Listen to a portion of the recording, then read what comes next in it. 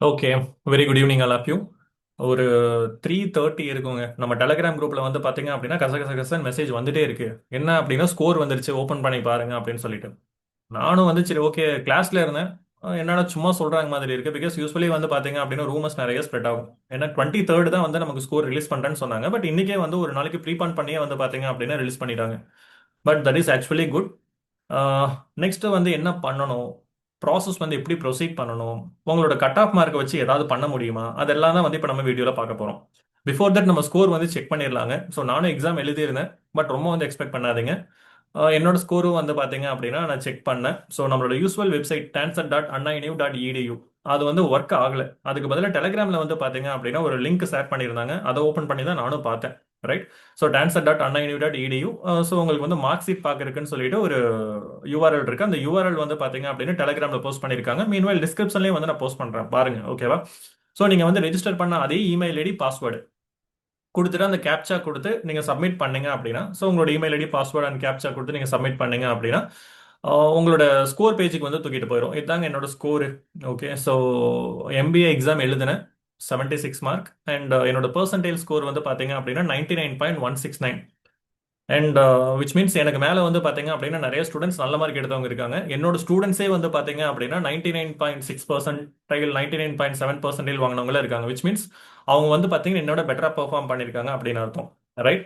ஓகேங்க. நான் coming to இந்த ஸ்கோர் கால்குலேஷன் வந்து நம்ம ஃபர்ஸ்ட் வரலாம். ஓகேவா? இந்த ஸ்கோர் கால்குலேஷன்ல மேத்தமெட்டிக்கலா ரொம்பலாம் நம்ம பார்க்க வேணாம். ஆல்ரெடி ப்ரீவியஸ் வீடியோல அது நம்ம நிறைய பேசியாச்சு. இப்போ நம்பர் ஆஃப் கேண்டிடேட்ஸ் அப்பியர்டு வந்து பார்த்தீங்க அப்படின்னா 15,050 ஸ்டூடெண்ட்ஸ் வந்து அப்பியர் ஆயிருக்காங்க. ஸோ அவங்களுக்கு வந்து பெர்சன்டைல் ஸ்கோர் வந்து எல்லாருக்குமே அப்பியர் ஆகி எக்ஸாம் எழுதுறவங்க எல்லாத்துக்குமே வந்து கொடுத்துருப்பாங்க. ஓகேவாங்க. அப்பியர் ஆகாதவங்களுக்கு வந்து பார்த்தீங்கன்னா பார்ட்டிசிபேட் பண்ண முடியாது. அப்பியர் ஆனவங்களுக்கு வந்து பார்த்தீங்க அப்படின்னா பெர்சன்டைல் ஸ்கோர் வந்து கொடுத்துருப்பாங்க. ஃபர்ஸ்ட் ஆஃப் ஆல் எனக்கு வந்து ஒரு காலேஜ் கிடைக்குமா அப்படின்னா கண்டிப்பாக கிடைக்குங்க. நீங்கள் வந்து 1% வாங்கினாலும் சரி, 2% வாங்கினாலும் சரி, உங்களுக்கு வந்து காலேஜ் கிடைக்கும். பட் அதுக்கேற்ற மாதிரி வந்து நம்ம கொஞ்சம் ப்ரொசீட் பண்ணணும். அது நான் பின்னாடி வந்து நான் சொல்கிறேன். எப்படிங்க? நான் வந்து 1% வாங்கியிருக்கேன், எப்படி வந்து எனக்கு காலேஜ் கிடைக்கும்? ஓகே. இப்போ அதுக்கு வந்து பார்த்தீங்கன்னா ப்ரீவியஸ் இயர் கவுன்சிலிங்கோட வெப்சைட்டுக்கு போய்க்கலாம். அதில் வந்து ஒரு விஷயம் கொடுத்துருக்காங்க. என்ன அப்படின்னா MBA vacancy as on 15/8/2025 after counselling. அதே மாதிரி MCA vacancy as on 15/8/2025 after counselling. So after கவுன்சிலிங்க்கு அப்புறமா வந்து பார்த்தீங்க அப்படின்னா சீட்டோட வேகன்சிஸ் வந்து கொடுத்துருக்காங்க. சப்போஸ் நான் இந்த எம்பிஏ வேகன்சியை வந்து நான் எடுக்கிறேன். ஓகேவா? ஸோ ஆல்ரெடி நான் லோட் பண்ணி வச்சிருக்கேன். ஸோ இந்த எம்பிஏ வேகன்சியை வந்து பாருங்க, உங்களுக்கு வந்து அந்த கவுன்சிலிங் முடிச்சதுக்கு அப்புறமா அண்ணா யூனிவர்சிட்டியில வந்து பாத்தீங்க அப்படின்னா ஒரு வேகன்சியுமே கிடையாது. அதே மாதிரி வந்து ஆமா, வாட் இஸ் தட், செல்ஃப் ஸ்டடிலையும் வந்து பாத்தீங்க அப்படின்னா ஒரு வேகன்சியும் கிடையாது கவுன்சிலிங் முடிச்சதுக்கு அப்புறமா. நெக்ஸ்ட் வந்து பாத்தீங்கன்னா இந்த அமெரிக்கன் காலேஜ்ல வந்து பாத்தீங்க அப்படின்னா பிசில 2 சீட் காலியா இருக்கு. எம்பிசில வந்து 3 சீட் காலியா இருக்கு. அதே மாதிரி வந்து அஸ்ஸான் மெமோரியல் காலேஜஸ்லயும் வந்து பாத்தீங்கன்னா சீட்ஸ் காலியா இருக்கு. விச் மீன்ஸ் இதெல்லாமே வந்து ஃபில் ஆகாத சீட்ஸ். அப்ப எல்லாருக்குமே சீட்ஸ் உண்டு.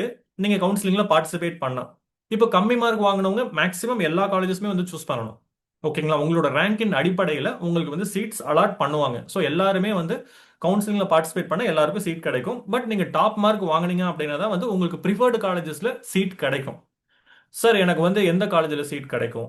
உடனே வந்து அதுக்கு தான் வருவீங்க இல்லையா? ஸோ நான் வந்து இவ்வளோ மார்க் வாங்கியிருக்கேன், எனக்கு எந்த காலேஜில் வந்து சீட் கிடைக்கும்? பர்சனல் விண்டோல எனக்கு அவ்வளோ மெசேஜுங்க. அப்படியெல்லாம் நம்மளால சொல்லவே முடியாதுங்க. இந்த மார்க்குக்கு இந்த காலேஜில் கிடைக்கும்னு சொல்லவே முடியாது. பட் நம்ம என்ன பண்ணலாம் அப்படின்னா previous year cut off check பண்ணலாம். ஓகேவா? இப்போ நீங்க வந்து இதுக்கு மேல வந்து இந்த வெப்சைட் வந்து நமக்கு மேக்ஸிமம் வந்து நம்ம யூஸ் பண்ண மாட்டோம். ஸோ இனி நெக்ஸ்ட் வந்து அவங்க என்ன கொடுத்துருக்காங்க, இந்த மார்க் ஷீட்ல கீழேயே வந்துட்டு ஒரு விஷயம் கொடுத்துருக்காங்க. ஸோ என்ன அப்படின்னா score card will not be sent by post or email. Next வந்து பாத்தீங்கன்னா உங்களுக்கு percentage score is percentage of number of student score less than your score. அதாவது உங்களுக்கு கீழே எத்தனை பெர்சன்டேஜ் மக்கள் வந்து ஸ்கோர் வாங்கியிருக்காங்க அப்படிங்கறது வந்து உங்களுக்கு கொடுத்துருக்காங்க. நெக்ஸ்ட் வந்து பாத்தீங்கன்னா score card will be released on May 27, 2026. Score card இது வந்து மார்க் ஷீட். இதுல மார்க்கும் இருக்கு, பெர்சன்டைலும் இருக்கு. இது பேர் மார்க் ஷீட். நெக்ஸ்ட் அவங்க கொடுக்க போறது ஸ்கோர் கார்டு. ஸ்கோர் கார்டு எப்ப ரிலீஸ் ஆகும்? May 27, 2026 வந்து ரிலீஸ் ஆகும். இன்னி ஒரு 4 நாள்ல வந்து அந்த ஸ்கோர் கார்டு வந்து ரிலீஸ் ஆகும். அதை டவுன்லோட் பண்ணிக்கணும். அதை டவுன்லோட் பண்ணிட்டு தான் நீங்க என்ன பண்ணணும்னா கவுன்சிலிங்ல பார்ட்டிசிபேட் பண்ணணும். கவுன்சிலிங் எப்ப நடக்கும்? அங்க கொடுத்துருக்காங்க பாருங்க. May 27, 2026 டு June 27, 2026 வரைக்கும் நீங்க ஸ்கோர் கார்டை மட்டும் தான் டவுன்லோட் பண்ணணும். அது வரைக்கும் எதுவும் பேசாதீங்கன்னு சொல்லி கொடுத்துருக்காங்க. ஸோ அது வரைக்கும் வந்து பாத்தீங்க அப்படின்னா நமக்கு என்னதுங்க ஃப்ரீ டைம். அதுக்கப்புறம் தான் வந்து கவுன்சிலிங் வரும். கவுன்சிலிங் வரும்போது வந்து நம்ம டெலிகிராம் குரூப்ல அப்டேட் பண்ணுவோம். நெக்ஸ்ட் வந்து யூடியூப் சேனல்லே வந்து நம்ம அப்டேட் பண்ணுவோம். அதனால ஸ்டே கனெக்டட். நெக்ஸ்ட் வந்து பாத்தீங்க அப்படின்னா candidates have to apply separately for admission கொடுத்துருக்காங்க. நீங்க எம்பிஏ அண்ட் எம்சிஏ ரெண்டு எக்ஸாம் எழுதிருப்பீங்க. நீங்க அப்ளை பண்ணணும் அப்படின்னா ரெண்டுக்குமே செப்பரேட்டா தான் வந்து அப்ளை பண்ணணும். எம்பிஏக்கும் எம்சிஏக்கும் சேர்த்து ஒண்ணு அப்ளை பண்ண முடியாது அப்படிங்கிறது கொடுத்துருக்காங்க. ஓகேவாங்க. ஆனா நீங்க ரெண்டுல ஏதாவது ஒன்று தான் படிக்க முடியும். ஸோ பார்த்து அக்கார்டிங்கா வந்து சூஸ் பண்ணிக்கோங்க. சரி, ஓகே. இது வந்து என்னோட ஸ்கோருங்க 99.169. ஓகே. இப்போ நம்ம வந்து கவுன்சிலிங்க்கு வந்து 1 மந்த் கழிச்சு, ஓகேவா, இது நடக்க போறது 1 மந்த் கழிச்சு. 1 மந்த் கழிச்சு இப்போ நீங்க கவுன்சிலிங் வெப்சைட் ஓபன் பண்ணி பார்க்கும்போது இது வந்து GCT college, government college of technology Coimbatore தான் வந்து இந்த கவுன்சிலிங் கண்டக்ட் பண்ண போறாங்க. ஆன்லைன்ல வந்து பாத்தீங்க அப்படின்னா அவங்க தான் வந்து எல்லா டேட்டாவும் கொடுத்துருக்காங்க. இப்போ உங்களுக்கு வந்து இந்த provisional allotment list, rank list, cut off links இதெல்லாம் வந்து கொடுத்துருக்காங்க. குவிக் லிங்க்ஸ் இதெல்லாமே வந்து பாத்தீங்க அப்படின்னா அப்டேட் ஆகும். இப்போ அப்டேட் ஆகல. இது போன வருஷத்தோட பழைய வெப்சைட் போர்ட்டல். அதோட லிங்க்கும் நான் டிஸ்கிரிப்ஷன்ல கொடுக்குறேன். இப்போ நீங்க என்ன பண்ணுங்க அப்படின்னா இந்த rank list 2025 cut off links இருக்கு. அந்த கட் ஆஃப் லிங்க் போலாம். 2024ஓட கட் ஆஃப் இருக்கு. ஏன் சார் 2025 அப்டேட் பண்ணல? ஏன்னா 2025 வந்துட்டு இந்த வருஷம் தான் அப்டேட் பண்ணுவாங்க. இப்போ 2024ஓட கட் ஆஃப், இப்போ எம்சிஏ எம்பிஏ இருக்கு இல்லையா? ஸோ இப்போ நான் வந்து என்ன பண்றேன், இது வந்து ரேங்க் கட் ஆஃப். உங்களுக்கு இனி ரேங்க் வந்து அலாட் பண்ணல, இனிமேல் தான் ரேங்க் வரும். ஓகேவாங்க. இப்போ வந்து நமக்கு என்ன அப்படின்னா மார்க் கட் ஆஃப் வந்து நம்ம பார்க்கலாம். ரேங்க் கட் ஆஃப் அப்படிங்கிறது வந்து உங்களுக்கு நீங்க வாங்கின ஸ்கோரின் அடிப்படையில் உங்க கம்யூனிட்டிக்கு உங்களுக்கு தனியாக ஒரு ரேங்க் வரும். ஓவராலா ஜென்ரலா நீங்க எல்லாத்துலயும் வந்து எவ்வளவு அப்படிங்கிறது உங்களுக்கு அந்த ரேங்க் வரும். அதை பேஸ் பண்ணி வந்து பாத்தீங்க அப்படின்னா ஒரு கட் ஆஃப் வந்து கொடுத்துருப்பாங்க. இப்போ எம்பிஏல வந்து பாத்தீங்கன்னா 2024ல ரேங்க் கட் ஆஃப் வந்து கொடுத்துருக்காங்க. இதை ஓபன் பண்ணி பார்க்கலாம். ஓகேவா? ம். ஸோ இப்போ வந்து பாத்தீங்க அப்படின்னா ஓசியில 37 37th ரேங்க் வரைக்கும் வந்து பாத்தீங்க அப்படின்னா ஃபில் ஆகிருக்கு. ஓகேவாங்க.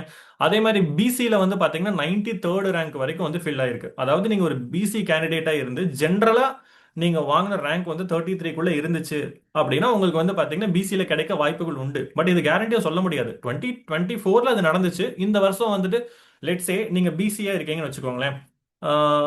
பிசியில வந்து பாத்தீங்க அப்படின்னா உங்களோட ரேங்க் வந்து 93ன்னு வச்சுக்கோங்க. இப்போ ஓசியில வந்து பாத்தீங்க அப்படின்னா டோட்டல் நம்பர் ஆஃப் சீட்ஸ் ஒரு 5 சீட்ஸ் இருக்கு. பிசியில வந்து ஒரு டோட்டல் நம்பர் ஆஃப் சீட்ஸ் வந்து ஒரு 5 சீட்ஸ் இருக்கு. இப்போ வந்து ஓசி எல்லாமே ஃபில் ஆயிட்டு தான் வந்து பிசி ஃபில் ஆகும். நீங்க பிசியாவே இருந்தாலும் லெட்ஸே உங்களுக்கு மேல இருக்கவங்க எல்லாருமே வந்து பிசின்னு வச்சுக்கோங்களேன். அந்த பிசியில வந்து பாத்தீங்கன்னா ஃபர்ஸ்ட் 5 ரேங்க்ல இருக்கவங்க வந்து ஓசியில தான் உட்காருவான். அப்புறம் ரேங்க் 6, 7, 8, 9, 10 இவங்க எல்லாம் பிசியில உட்காருவாங்க. அப்போ உங்களுக்கு வந்து அந்த சீட் இல்லாம போயிடும் இல்லையா? அந்த மாதிரி நடக்கிறதுக்கும் சான்ஸ் இருக்கு. ஓகேவாங்க. அதனால நம்மளால எதுவுமே அக்யூரேட்டா சொல்ல முடியாது. But previous year cut off வச்சு ஒரு ப்ரெடிக்ஷன் பண்றோம், அவ்வளவுதான். ஓகேவாங்க. அப்புறம் உடனே எனக்கு நான் இந்த கட் ஆஃப் வச்சு தான் நான் வந்து பண்ணேன், எனக்கு வந்து கிடைக்கல நீங்க சொல்லக்கூடாது. அதனால தான் நான் முன்னாடியே சொல்லிட்டேன். ஓகேங்க. இது வந்து ரேங்க் கட் ஆஃப். இந்த ரேங்கின் அடிப்படையில் உங்களுக்கு வந்து எந்த காலேஜ் கிடைக்கும் அப்படின்னு நம்ம ப்ரெடிக்ஷன் பண்ணலாம். இது 2024 எடுத்து. இப்போ நமக்கு 2025 ரிலீஸ் ஆயிரும். அது கொஞ்சம் டைம் எடுக்குங்க. ஓகேவா? ஒரு 1 மந்த் அந்த ஜூன் 2026 வரைக்கும் வந்து டைம் கொடுத்துருக்காங்கல்ல, அப்போ அப்டேட் பண்ணிடுவாங்க. அப்டேட் பண்ணி நீங்க எல்லாம் பக்காவா பார்த்துட்டு தான் கவுன்சிலிங் பண்ண போறீங்க. அப்போ நான் சொல்றேன். ஓகேவாங்க. சரி, இப்போ நம்ம வந்து என்ன பண்ண போறோம் அப்படின்னா நம்மளோட மார்க் நமக்கு தெரியும். மார்க் கட் ஆஃப் நமக்கு தெரியும். இப்போ நமக்கு MBA TANCET mark cut of, MCA TANCET mark cut of 2024 நம்ம எடுக்கிறோம். 2024 நம்ம எடுக்கிறோம். ஓகேவா? ஸோ எடுத்துட்டோம். இப்போ ஓப்பன் ஆகிட்டு இருக்கு. இது வந்து மார்க் கட் ஆஃபுங்க. Okay, just a second. ஓகேங்க. இப்போ என்னோட மார்க் வந்து பாத்தீங்க அப்படின்னா ஸோ 99.169 இது வந்து என்னோட மார்க்குங்க. எனக்கு இப்போ எந்தெந்த காலேஜஸ் வந்து கிடைக்கும், நான் வந்துட்டு எம்பிசி. ஓகே. ஸோ அதே மாதிரி உங்களோட கேஸ்ட்டுக்கு ஏற்ற மாதிரியும் வந்து பார்த்தீங்கன்னா மாறும், அலாட்மெண்ட் மாறும். இப்போ சார் நான் வந்துட்டு 99.469 வாங்கியிருக்கேங்க, நான் வந்து ஓசி கேட்டகரி. இப்போ உங்களுக்கு அண்ணா யூனிவர்சிட்டி கிடைக்கும், அதே மாதிரி எனக்கு அண்ணா யூனிவர்சிட்டி கிடைக்குமா அப்படின்னா சான்சஸ் ரொம்ப கம்மி. ரீசன் நீங்க வந்து ஓப்பன் கேட்டகரியில வரீங்க. எம்பிசிக்கு வந்து பாத்தீங்க அப்படின்னா எம்பிசிக்குன்னு தனியா ஒரு கோட்டா இருக்கு. அவங்க ஓப்பன் கேட்டகரிக்குள்ளேயும் வந்து அவங்க பார்ட்டிசிபேட் பண்ணுவாங்க. பட் இந்த ஓப்பன் கேட்டகரி வந்து ஓப்பன் கேட்டகரியில மட்டும் தான் பார்ட்டிசிபேட் பண்ணுவாங்க. அந்த மாதிரி விஷயங்கள் எல்லாமே இருக்கு. இப்போ 99.169 இருக்குன்னு வச்சுக்கோங்களேன்.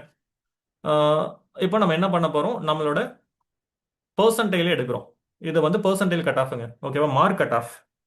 இப்போ university of Madras Anna university பாருங்க. நான் எம்பிசி இல்லையா? ஸோ 97.956 இது வந்து பாத்தீங்கன்னா மார்க் கட் ஆஃப். இப்போ நமக்கு என்ன இருக்கு? 99.169. அப்ப கிடைக்குமா கிடைக்காதா? கிடைக்கும். இப்போ நம்ம என்ன பண்ணணும் அப்படின்னா அண்ணா யூனிவர்சிட்டி இதோட வாட் காலேஜ் கோடு வந்து 1, அது வந்து தனியாக நோட் பண்ணி வச்சுக்கலாம். அதே மாதிரி அண்ணாமலை யூனிவர்சிட்டி, ஸோ நமக்கு வந்து 33.964, அதை விட அதிகமாக தான் இருக்கு நம்ம கிட்ட. ஸோ அப்போ அதுவும் நமக்கு கிடைக்கும். இதே மாதிரி அமெரிக்கன் காலேஜ் அதை விட அதிகமாக தான் இருக்கு. இந்த மாதிரி வந்து பார்த்தீங்கன்னா லைனாக பார்த்துனே வருவோம். ஸோ பார்த்துட்டே வந்துட்டு நமக்கு எந்தெந்த காலேஜஸ் கிடைக்குமோ அது எல்லாத்துக்குமே வந்து நம்ம என்ன பண்ணலாங்க, நெக்ஸ்ட் டைம் வந்து அப்ளை பண்ணலாம். ஓகேவாங்க, இப்படி தான் வந்து பார்த்தீங்க அப்படின்னா நம்ம அப்ளை பண்ணோம். அண்ட் இதே மாதிரி வந்து இன்னும் நிறைய கால்குலேஷன்ஸ் இருக்கு.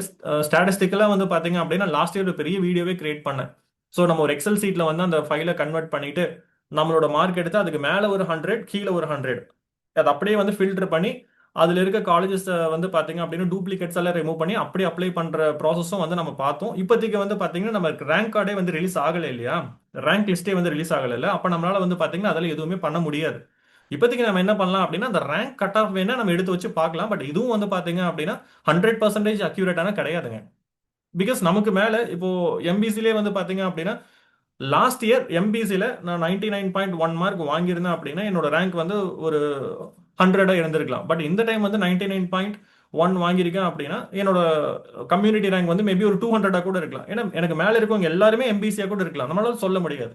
அந்த மாதிரி நம்மளோட கம்யூனிட்டிக்கு ஏற்ற மாதிரியும் வந்து பார்த்தீங்க அப்படின்னா அந்த ரேங்கிங் எல்லாமே வந்து ஸ்ப்ளிட் ஆகுங்க. இப்போதைக்கு நம்மளால இதுதான் வந்து பார்க்க முடியும்.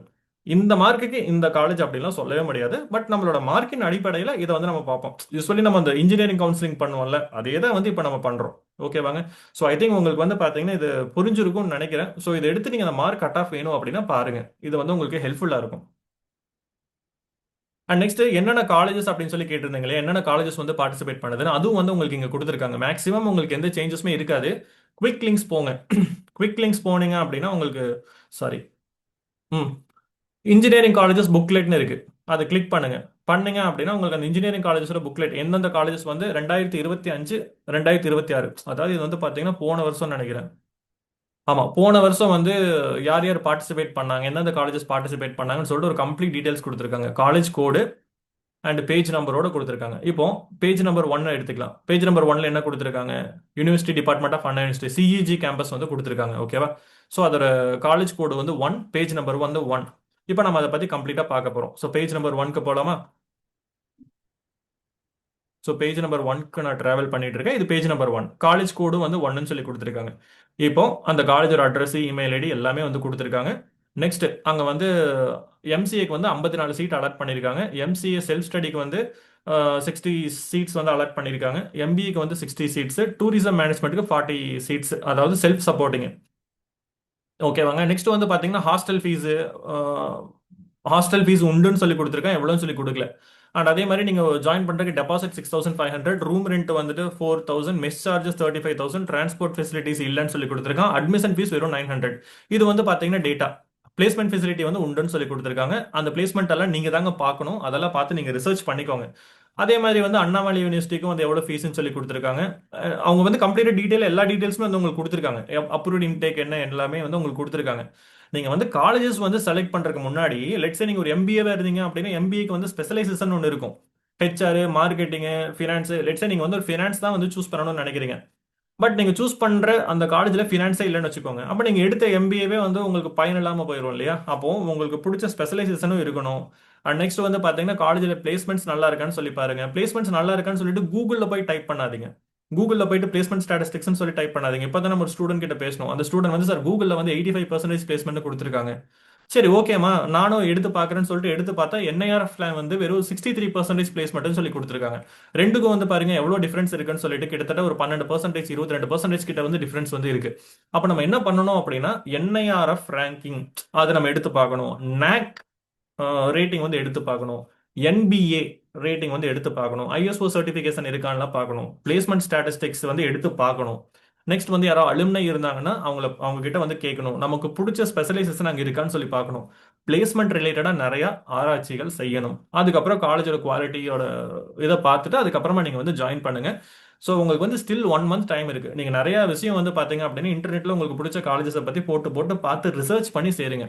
பிகாஸ் நம்ம ஒரு 2 இயர்ஸ் வந்து கரெக்டாக பார்த்து இப்போ ரிசர்ச் பண்ணி ஜாயின் பண்ணாதான் நம்மளோட லைஃப் 2 இயர்ஸ் கழிச்சு நல்லா இருக்கும்.